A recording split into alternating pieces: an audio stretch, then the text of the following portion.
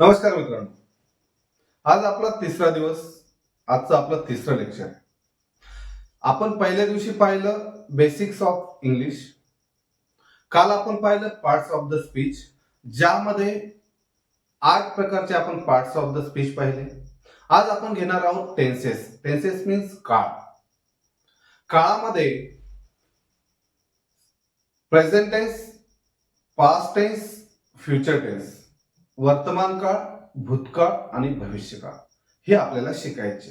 चला तर मग आज आपण आपल्या टेन्सेसला सुरुवात करूया. टेन्सेस टेन्सेस म्हणजे काय? काळ.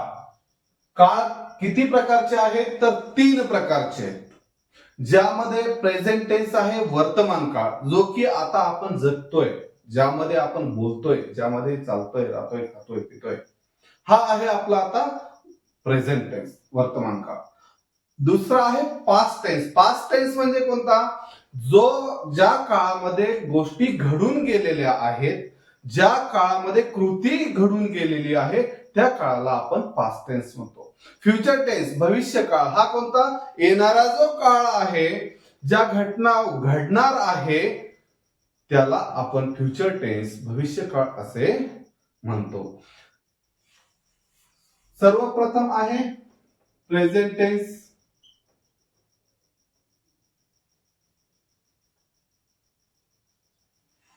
वर्तमान काळ.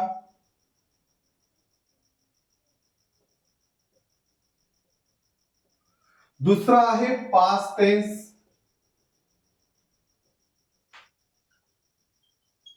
भूतकाळ.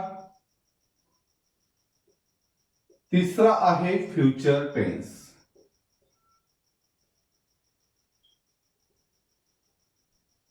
भविष्यकाळ.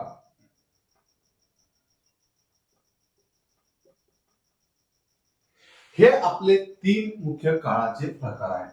परंतु यामध्ये सुद्धा प्रत्येक टेन्सचा, प्रत्येक काळाचे वेगवेगळे 4 प्रकार पडतात. ज्यामध्ये आपण जर घेतलं प्रेझेंट टेन्स, तर प्रेझेंट टेन्स मध्ये 4 प्रकार पडतील, पास्ट टेन्स मध्ये 4 प्रकार पडतील, फ्युचर टेन्स मध्ये सुद्धा 4 प्रकार येते.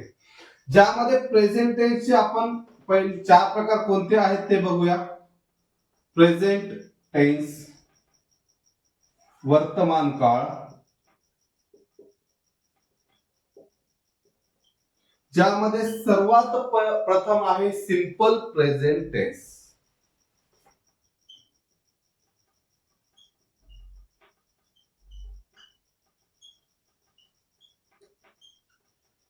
सर्वप्रथम आहे सिंपल प्रेझेंट टेन्स, याला आपण साधा वर्तमान काळ म्हणूया.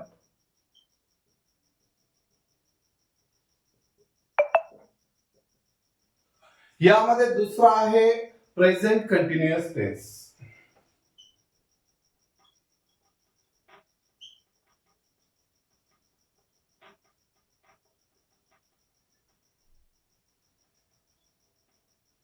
प्रेझेंट कंटिन्युअस टेन्स म्हणजे चालू वर्तमान काळ.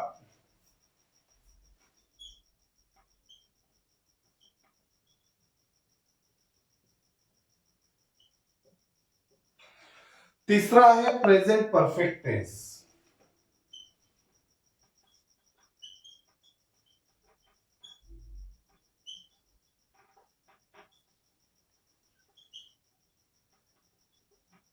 याला आपण म्हणूयात पूर्ण वर्तमान काळ.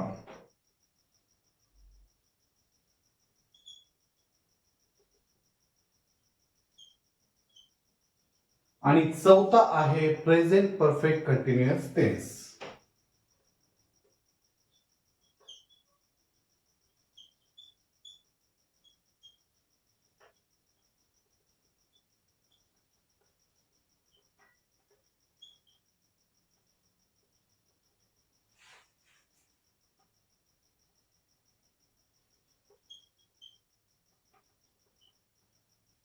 अपूर्ण काळ, अपूर्ण वर्तमान काळ.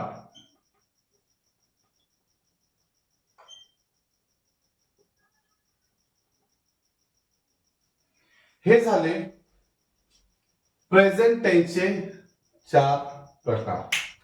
याच प्रकारे प्रत्येक काळामध्ये प्रेझेंट टेन्सचे हे 4 आहेत, पास्ट टेन्सचे सुद्धा सेम येतील. Simple past tense, past continuous tense, past perfect tense, past perfect continuous tense. म्हणजे साधा भूतकाळ, चालू भूतकाळ, पूर्ण भूतकाळ आणि अपूर्ण भूतकाळ. हे 4 प्रकार प्रत्येक टेन्सचे, जसे प्रेझेंट टेन्स आहे, पास्ट टेन्स आहे, फ्युचर टेन्स, या तिघांचे पण असे 4 प्रकार यामध्ये येतील. आता आपण अगोदर आज पाहणार आहोत सिंपल प्रेझेंट टेन्स. चला तर मग आपण सिंपल प्रेझेंट टेन्स बघूया. तुम्ही हे एकदा वाचून घ्या, लिहून घ्या.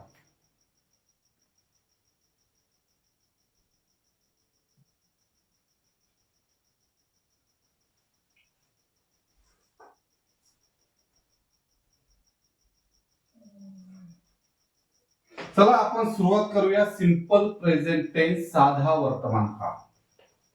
आता साध्या वर्तमान काळामध्ये प्रेझेंट टेन्स मधील सिंपल प्रेझेंट टेन्स घ्यायचंय. सिंपल प्रेझेंट टेन्स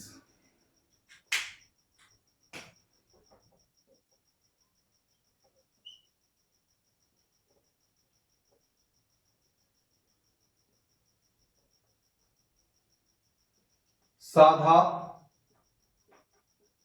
वर्तमान काळ. या काळामध्ये किंवा या काळांचा उपयोग करताना आपल्याला कोणकोणत्या गोष्टींची गरज आहे. यामध्ये सगळ्यात महत्वाचा आपल्याला कर्ता पाहिजे, नंतर कर्म पाहिजे, नंतर क्रियापद. या 3 गोष्टींची आवश्यकता असते. जसं की आपल्याला वाक्य तयार करताना 3 गोष्टींची आवश्यकता आहे. सब्जेक्ट,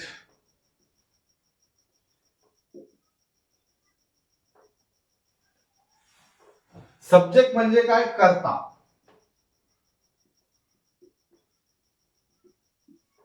कर्माला ऑब्जेक्ट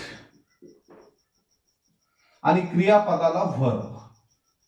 मराठी भाषेमध्ये कर्ता, कर्म, क्रियापद हा नियम आहे, परंतु इंग्रजी भाषेमध्ये याच्यात थोडस वेगळं आहे. इंग्रजी भाषेमध्ये काय करता येईल? अगोदर सब्जेक्ट, मग व्हर्ब, मग object. Subject plus verb plus object. आता सब्जेक्ट कोणकोणते आहेत? तर I, you, we, they, he, she, it आणि नाउन. हे झाले आपले सब्जेक्ट. सिंपल प्रेझेंट टेन्स मध्ये या काळामध्ये I, you, we, they, I, you, we, they यांच्यासाठी आपण जो शब्द क्रियापद म्हणून घेतो, जो शब्द सिंपल प्रेझेंट टेन्स मध्ये आय, यू, वी, दे साठी काम करतो, तो शब्द जसाच्या तसा घ्यायचा आणि ही, शी, इट, नाउन यासाठी क्रियापदास यस किंवा यस हा प्रत्यय जोडायचा. कसं? तर आय, यू, वी, दे यांच्यासाठी आपल्याला काय घ्यायचंय? ऍज इट इज व्हर्ब घ्यायचा आहे. व्हर्ब जो आहे जसाच्या तसा लिहायचा आहे. परंतु ही, शी, इट आणि नाउन, जे काही नाउन असेल, नाम, रामा, श्यामा, भीमा, त्यासाठी व्हर्ब प्लस यस किंवा ES हा प्रत्यय लावायचा आहे. आयुर्वेदे साठी verb, he, she, it, noun साठी व्हर्ब प्लस यस किंवा ES. तर आता आपण यामध्ये subject plus verb plus object याच्यावरून आपण सेंटेन्स तयार करूया. आता सेंटेन्स तयार करताना या प्रत्येक काळामध्ये 3 प्रकारे आपण सेंटेन्स तयार करू शकतो. मी तुमच्या माहितीस्तव इथं लिहून ठेवतो. Subject plus verb plus object. हा झाला सिंपल प्रेझेंट टेन्सचा सेंटेन्स तयार करण्यासाठी नियम, रूल. याच्यामध्ये आय यू वी दे साठी सब्जेक्ट प्लस वर्बच वापरायचं आणि ही शी इट नाउन साठी वर्ब सोबत काय लावायचंय तुम्हाला, यस किंवा इयस. ठीक आहे. आता सिंपल प्रेझेंट टेन्सचे सेंटेन्स तयार करताना आपल्याला 3 प्रकारचे सेंटेन्स तयार करायचे आहेत. कोणकोणते? अफर्मेटिव्ह सेंटेन्स, निगेटिव्ह सेंटेन्स आणि इंट्रागेटिव्ह सेंटेन्स.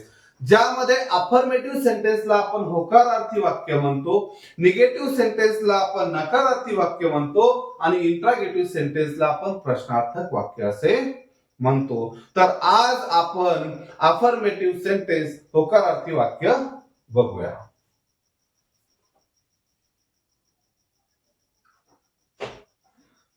प्रत्येक काळामध्ये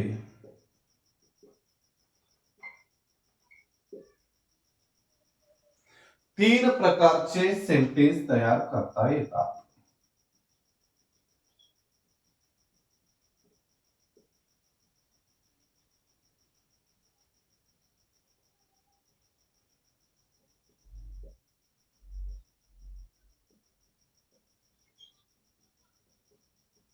कोणकोणते? पहिलं आहे अफर्मेटिव्ह.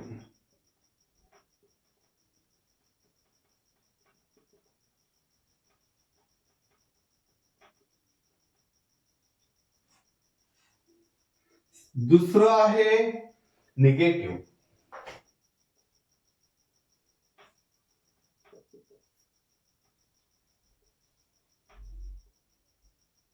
आणि तिसरं आहे इंट्रागेटिव्ह.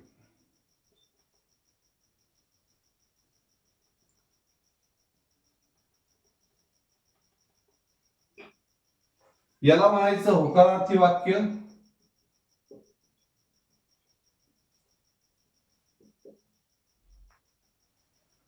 याला म्हणायचं नकारार्थी वाक्य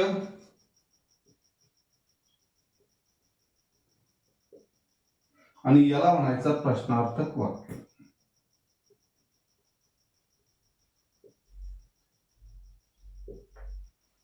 तुम्ही याचा स्क्रीनशॉट काढू शकता किंवा लिहून घेऊ शकता, जेणेकरून तुम्हाला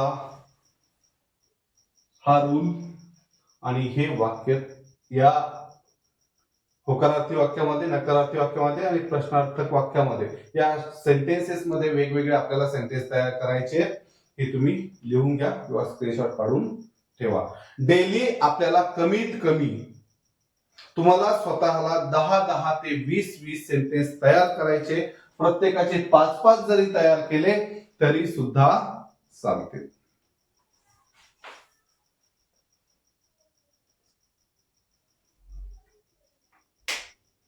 चला आपण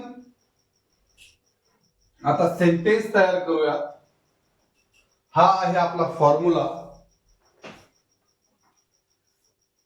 सब्जेक्ट,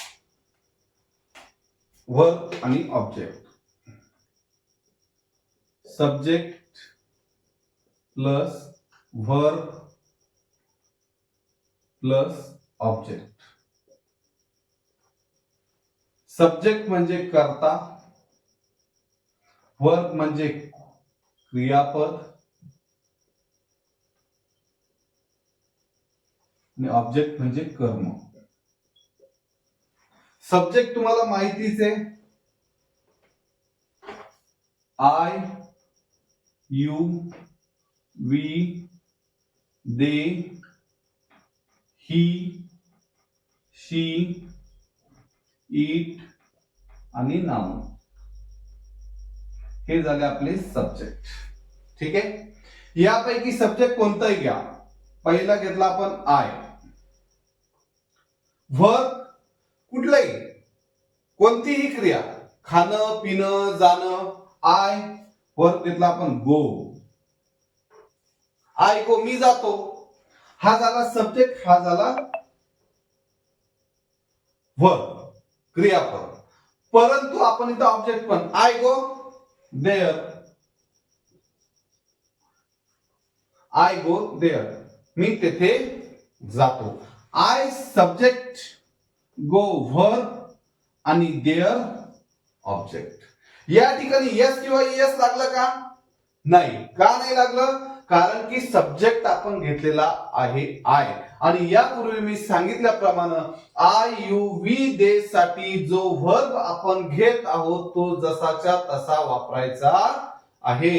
त्यामध्ये तुम्हाला यस किंवा यस लावायचं नाही. परंतु ही शी इट नाउन साठी ज्या वेळेस वर्ब घेऊ त्यावेळेस यस किंवा इयस प्रत्यय लागेल. जसं आपण घेतलं ही. He sings a song.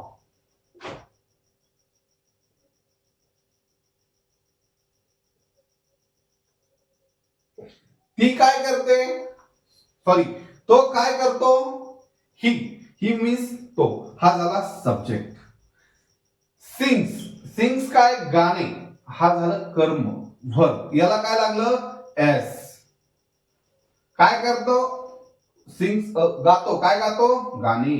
हे झालं ऑब्जेक्ट. तो गाणे गातो. Subject verb object. हे विदाउट एस यस, कारण आय यू वी दे साठी आपण एस किंवा एस लावत नाही. आय यू वी दे साठी वर्ब जसाच्या तसा घ्यायचा आहे. ही शी इट नाउन साठी वर्बला एस किंवा एस लावायचं आहे. She writes a letter.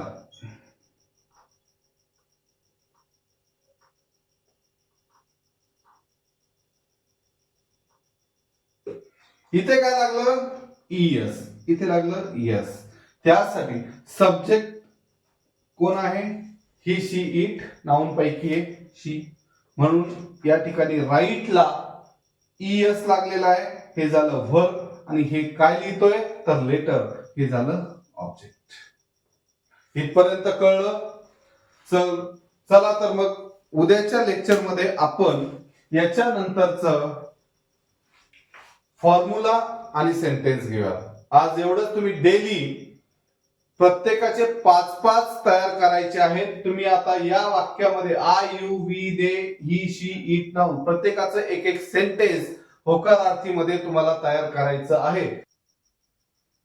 प्रत्येकाचे आपण डेली एकच सेंटेन्स घेणार आहोत. एका सेंटेन्स मध्ये सिंपल प्रेझेंट टेन्स आपण अफर्मेटिव्ह डेली एकच घेणार आहोत, कारण की तुम्ही कन्फ्यूज व्हायला नको. ठीक आहे. तर खाली मी आता तुम्हाला हे लिहून देतो. आय यू वी दे यासाठी काय वापरायचं आपल्याला? ऍज इट इज घ्यायचं. याच्यासाठी काहीच वापरायचं नाही. सरळ सरळ फक्त वर्ब वापरायचा आहे. वर्बला यस किंवा इयस लावायचं नाही. ही शी इट आणि नाउन यासाठी वर्ब प्लस यस किंवा इयस वापरायचं आहे. ठीक आहे. चला तर मग भेटूया उद्याच्या लेक्चर मध्ये. तोपर्यंत थँक्यू.